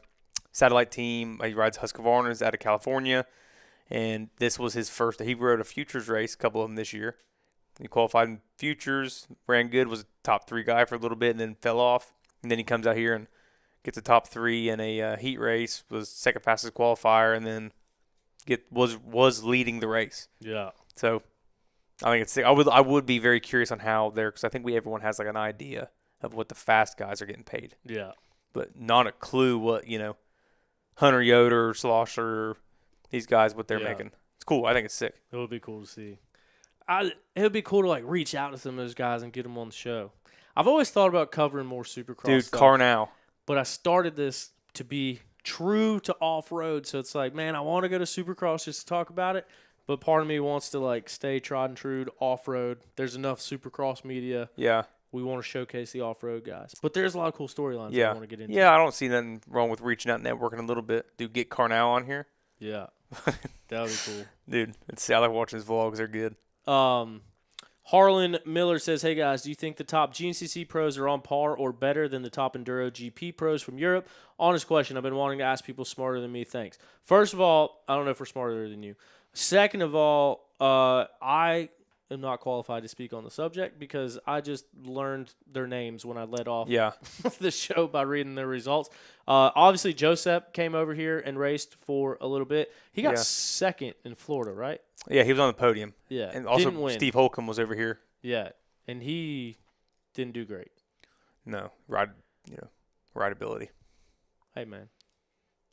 So Steve Holcomb, when he came over here, he was on a beta. Yeah. There was strict instructions. I don't know if I'm supposed to say this or not. I heard it from someone. Allegedly, there were strict instructions that, like, none of the beta guys were allowed to touch his bike. Like, don't even look at it. Definitely don't ride it. Because I guess that they got a completely different setup, and they do things completely different Probably over there. sent a motor, wiring harness, ECU, sent his shit over here. I don't think that anything on that bike was similar to the and so they're like, don't even let them know what it is Yeah. because we don't want to deal with having to get it. But Yeah. I'm pretty sure that it was kind of one of those deals when he was Yeah. over here racing on that bike. Yeah, we've had a couple guys come over here, and I think they all with the sprints they're nasty. I don't know. I think we've had some guys come over here for some full gases in the past and some sprint enduros, but like we talked earlier, we had a couple of GNCC guys go over to the Enduro GPs, and you see it every year at ISD. I mean, go back and look at the results, and it'll basically tell you. Phineas or Fine Ice or whatever. That's that Cowie kid. Okay. But Joseph is king of sprints. I don't think anyone can. Him and Steve Holcomb are nasty. Yeah. I mean, last year Josh Toth was the top American. You can go back and look at his times, and then there was Dante and Johnny, and Toth was 9th overall? I don't know 100%. He was 9th or 10th overall. Who was top the American. I other think he was rider on the 9th. trophy team? Who'd you say? Johnny, Dante, Josh. Johnny Gerard. Oh, you said Johnny. Johnny. Yeah. Josh. It wasn't Mateo. It wasn't. Was it Craig? I thought he It got was hurt. Craig. But he Yeah. got hurt, didn't he? No, so that was the thing is like, oh, wait, did he pull? I thought he got hurt and didn't get to go. I remember that being I'm pretty sure he got held out of a GNCC in order to race I think Craig raced it. He might have. Dude, all this stuff blends together for me. How is that not like on the tip of our tongue? But hopefully that answers your question. I mean, ISD is the easiest way. I mean, also a little bit different discipline. If Joseph and Steve Holcomb and Andre Verona came over here to race 3-hour GNCCs, I still think they'd be top 5 guys. Just like in all the 10 or 12 guys that we have right now, they're all very similar in speed. And the other thing and we've kind of talked about it too, but it's just such a different dynamic. Like, it's hard to say. Like, you take these guys and take them all to the same spot that nobody's been to and kind of blend the rules together. Yeah. Then maybe you can see more of what is going on. But like, you take the Enduro GP guys and bring them over here. I don't even know how. Nick Tom said he just texted me and said it was Barnes, but I just for some reason was thinking he was on Junior Trophy. But maybe that was 2023. He was on Junior Trophy because that's when his bike messed up. I don't know why for the life of me. I can't. It seems like so long ago. Nick says trophy. Yeah, Cody Barnes World Trophy. Thank you, Nicholas. So that's what it was. They held Craig out, and then he came back in the first race after summer break. He won. And it was like, I think my wrist is okay. Hell yeah. I think that I remember there was a storyline with it, but yeah, that's just a mental flop in the moment. Obviously know that stuff, but living in the now, forgot about that. Checked it, put that on the back of the hard drive in the brain. But yeah, Cody Barnes World Trophy, and 9th place in day 1. But anyway, but back to what we were saying. Like, you take any of those European dudes and you bring them over here. These guys have been racing at Big Buck, at Camp Coker, at Buckwheat, all these places. They've been racing them for years. They know these tracks. Like, that gives a huge advantage. Plus, nowhere else do you race for 3 hours. And so that's another advantage. So it's tough to say because you drop them all in the same spot at one time. I don't think anyone from Europe could come over here and beat these guys. But you give them a couple seasons, and they might be the guy to beat. Same thing, you take a GNCC guy, bring him over to Europe, don't know the tracks. Like, they're obviously going to be able to compete, but they're not going to be winning right away. And I think that's the same with West Coast versus East Coast versus West Coast. I think when you take these people and drop them in scenarios and tracks that a lot of people are familiar with and they're not familiar with, it's going to be like Supercross. Everyone trains on a Supercross track. Everything is regulated. The jumps have to be a certain size apart. The whoops have to be a certain size and space a certain way. The triples have to be a certain distance. So you can build a Supercross track, lay it out however you want, and it's going to be generally the same when you go there week to week. Yeah. But you take a 12-mile off-road course that guys have been running for years, is going to be tough for someone that's never seen it before to come in and compete, especially with the format. I think that goes the same as us going there and then coming here. I think it's worth pointing out, too, that the styles are way different. Like, if you watch a video of Giuseppe or Verona or Holcomb or anybody, dude, it's just way different. Like, they stand up. I remember hearing a story about, like, Corey Buttrick whenever he first got signed with KTM. Auntie wanted him because he rode like a European rider. Like, he would hit sharp hairpin turns standing up, leaning over the front of the bike, like he steered with the rear. That's just a very European way of going about it. Yeah. Even how Jason Thomas was when he first came here racing XC2. It's a different way to ride. Yeah. Like, if you watch a cross test of, Toth or Cody Barnes or Johnny, and then you go to three guys who are, arguably the same, like, status in Europe, Verona, Holcomb, and Giuseppe, like, it's just different. Yeah. You could tell. So I think like our guys going over there, their guys coming over here, you adapt, different riding styles too that could help you with the situation you're in. Yeah. And like Joseph keep his feet on the pegs in turns. Dude. Like, it's crazy. Yeah. Just completely different. That's why it's hard to judge. But that's why, like, when you look at the motocross and supercross, obviously there's never been a Woods guy go race supercross. There's been a few Woods guys go race pro moto or like go to even Loretta's or something like that. But like, I thought the real test was going to be when Zacho came over. Like, 450 motocross champion, 250 supercross champion. Yeah. Like, well, I think whenever he first did it in 2013 or whatever, then he could have done it. Yeah. And I think he could have done it, anyway. He could do it right now, I think, with some training. But I know he had his issues when he went to Yamaha or whatever. But I think maybe it's because he came back when he was 32 trying to do it. Maybe that's it, because whenever he was doing it in 2013, he was probably, 23, 24, prime, which, I mean.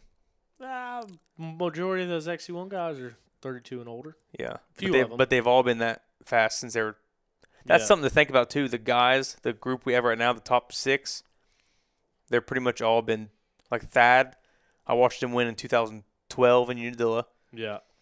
Caleb was winning in 2012.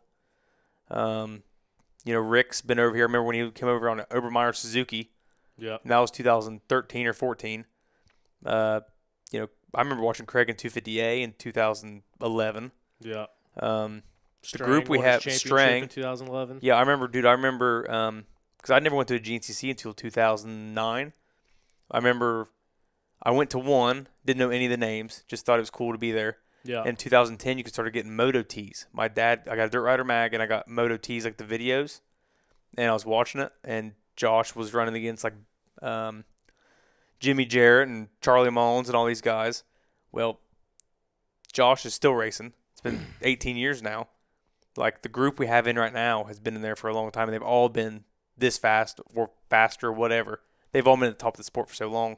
Like, we have a long graduating class currently. Like, in the next 3 years, I'd be interested to see how many guys are out. You know what I mean? And that's something I was sitting there thinking about is there hasn't been very many, if anyone, retire.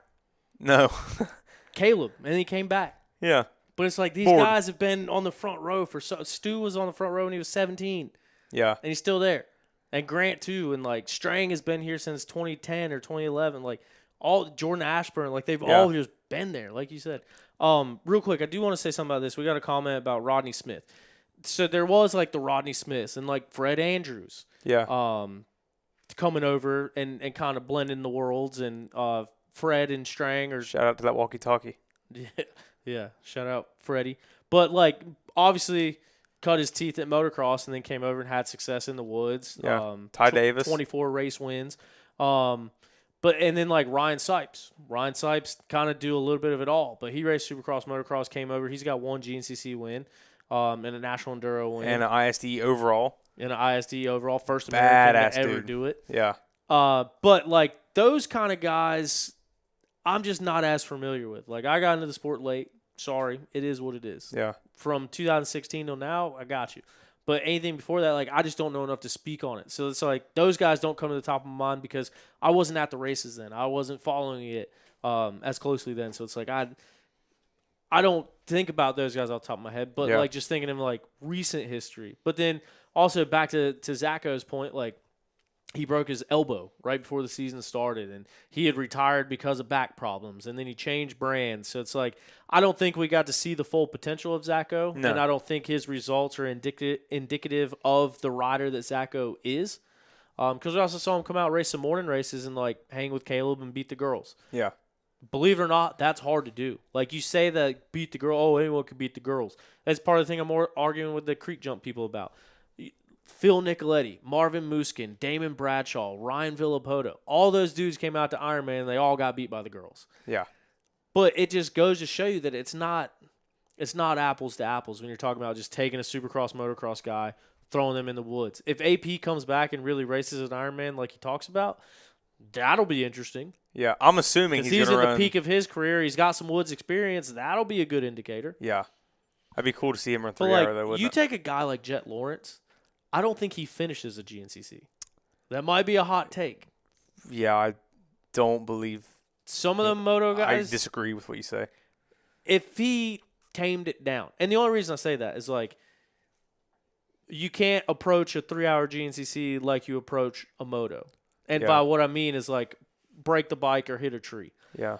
Like if he came out and like, hey, you got one race, you're an XC1, make it or break it. I don't think he finishes that race. Dude, I disagree. But I think just how he rides, he'd just be just so buttery smooth everywhere, like riding around like a Josh Toth. Yeah, I that think could happen. I think he'd be That may be money. a You really take one of stupid those guys hot to take, but I'm Coker? just saying. shit. Well, No that's where way. Dante got his win. So I I want don't to see him at the Mountaineer. I just feel like if you came out with a moto mentality and you were going too fast, too quick, you get into some trouble. I agree, but I think those guys are smart enough to be like, yeah, we'll get second lap. If someone tells them, like someone they trust, it's like, hey, listen, just cruise till the second lap, don't die. Okay. I think if I was in their corner, I would say, let your nuts hang, brother. No. Go. I would say, do not under any circumstances be the first bike on that track. I would say follow someone until the Yeah. last lap. Yeah. Even if you're faster, even if they're holding you up, follow someone until the last lap. Get used to it. Yeah. And then kind of know the pace and settle down and don't override. Like Ben Nelko, perfect example. Motocross and Supercross or arena cross guy. Like came from the moto world. Raw speed on a dirt bike. I just rewatched my Florida video from a couple years ago. He gets the whole shot, gets out in front, like can't even see his dust anymore from second place. And then bonsais into a tree and takes himself out. And he did the same thing at Camp Coker. So it's like, just using him as an example, just because I can talk about Ben and not feel he's like a buddy of mine. So, but it's like that's what I meant by the Jet Lawrence comment. Not saying that he's not talented. Obviously, he is. And if he had the time to figure it out, he would figure it out. Yeah. And he'd be a top guy. But I just meant like you drop him in like a one-off race. I just feel like, Well, do you remember that full gas The when bike Josh is gonna be an Hill and issue. some other guys came? yeah, Hill did not And that seem was a like he full loved gas. it. Yeah, which I assumed he would have been. that's where you think they would do the best. Yeah, but yeah, you give that guy 2 more races, I think he'd be up there. 'Cause Hill's gnarly, but He raced a couple more after that. did he? Yeah. That was the one down in was it Chestnut Corner? But even or whatever? like Travis Pastrana is another example. The GNCCs that he's raced, he's out in front by a mile, Yeah, and then he doesn't finish. he won. I think 141. I think that's right. Maybe his bike blew up. I don't. Yeah. Anyway, That's- I remember. I think it's seeing always that been a video. bike issue or Yeah, hands shout out fall Suzuki. off. Yeah, But that to bring it back, that's the only thing I meant by the Jet comment. Obviously, he's a very talented guy, one of the most talented guys in the world. I'm just saying, from a bike longevity standpoint, like being able to save the bike and milk it for 3 Yeah. hours, and I mean, those guys, they're ruining a bike in a 30-minute moto because they're riding it so hard. I can afford one bike, brother. I Yeah. can't be doing it. Yeah. My last Yamaha had 236 hours on it when I sold it. I did nothing but change the oil and the air filters. Yeah. And that bike is still at Mid-East races. Yeah. Oh yeah. Let's see. Swamp Pickers down here dropping some knowledge. Who is that? Is that Blake or is that somebody else? Our other computer died on me. I wish I could. Obviously someone. Here, I get my from phone out. I'm Louisiana. done. Walker Taylor filling us in on some info. His dad owns Westfield's Power Sports. That fine as Phineas. Phineas. I thought his last name like started with an L for some reason. Cheyenne Harmon used to race LACC in Louisiana. First thing I seen, Dayton Love Briggs that on chicken YouTube. from Almost won my Popeyes. Supercross debut. That did pop up. I meant to watch it, but it didn't yet. Anyway, that was my in-depth knowledge. Sorry that if my Jet Lawrence thing got taken out of pocket. I'm just saying. Could be completely wrong. But anyway, that's all I got to say about that. You got anything else? All good? I think it's going to wrap it up. Thank you guys for tuning in. Thank you for listening. Thank you, Stu, for dropping in. Thank you, Craig Oberholzer, for coming on here and hosting with us. Tom commented in the post earlier. He's working, doing stuff. Called him, or he called me. Like, Yeah, I got a job too, bud. Grow up, you know? yeah, me Show too. up. I got a job. Yeah. I'm just here for it. I was You're late, working anyway. I was late to work today still. Mm. But hey, we're getting there. You know what I mean? Tomorrow there will be an episode put out. I know I said this last week, so sorry about it. It is recorded. It already exists. Going back and forth with retired Marine Colonel Jody Lynch doing his Racing for Legends program. Sat down and talked with him yesterday, so we'll be putting that out tomorrow. Just because it goes so in depth of what he's doing with Racing for Legends. I didn't want to shoehorn it into an episode of OTP. I wanted it to be a standalone thing.